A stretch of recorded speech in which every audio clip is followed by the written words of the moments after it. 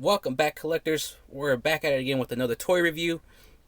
And as you guys can see, we have the Misty Knight from the Rhino Wave right in front. We're going to check out the packaging and then head into the articulation and looking at the figure to see how the paint apps came out. For this figure, there's an open box window.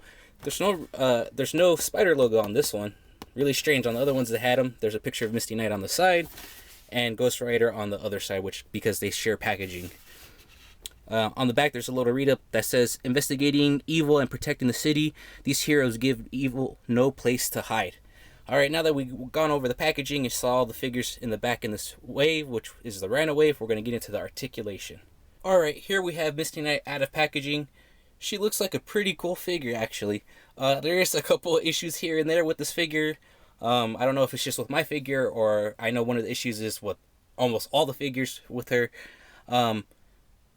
The one issue I want to point out real quick, out of packaging, her right leg is really loose in the knee, which makes it kind of hard to stand her up. And secondly, her eye is really messed up. I know a lot of people had this problem, and it's really hard to find a Misty Knight without an eye problem. All that aside, all the paint applications came out pretty well, if there's any to be seen, which is a couple of gold lines here and there in the buckles, and then that's pretty much it. Maybe the hairband as well, but they went a little light with that. Well, anyways, let's get into the articulation. Her head does look up, not that far, even though she looks like she has plenty of room that you could maybe modify right there for her to look up a little bit more.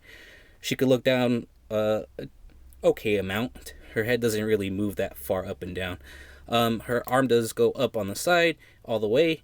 She does have rotation in her elbow, and she has a single jointed elbow as well. Her hands do hinge and rotate. She does have a gun holding hand and a robotic fisted hand. She does have her crunch. It's a diaphragm crunch. It doesn't want to move forward or back on mine. I don't know if that's true with all of them, but this one doesn't want to move at all. It does swivel side to side. You could get some range of motion out of that.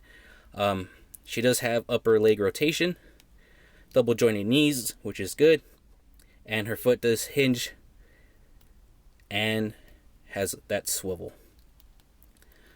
Her articulation's not the greatest, and like I said, I'm having trouble standing mine up. She does come with a holster, which is cool because the gun actually comes in and out, and she holds the gun really well. The holster doesn't really intrude on any of the articulation on this side of the leg. She does have straps on the back that are sculpted really good, and her fist is sculpted really good. There's like robotic knuckles in there and everything. It's really cool. If you guys want to see how to do blast effects for guns, let me know. I'll do a tutorial for you guys. Let's see if I can stand her up. Nope, she's going to take a seat because she cannot stand. Alright guys, as always, don't forget to leave a like, a comment, hit that sexy subscribe button.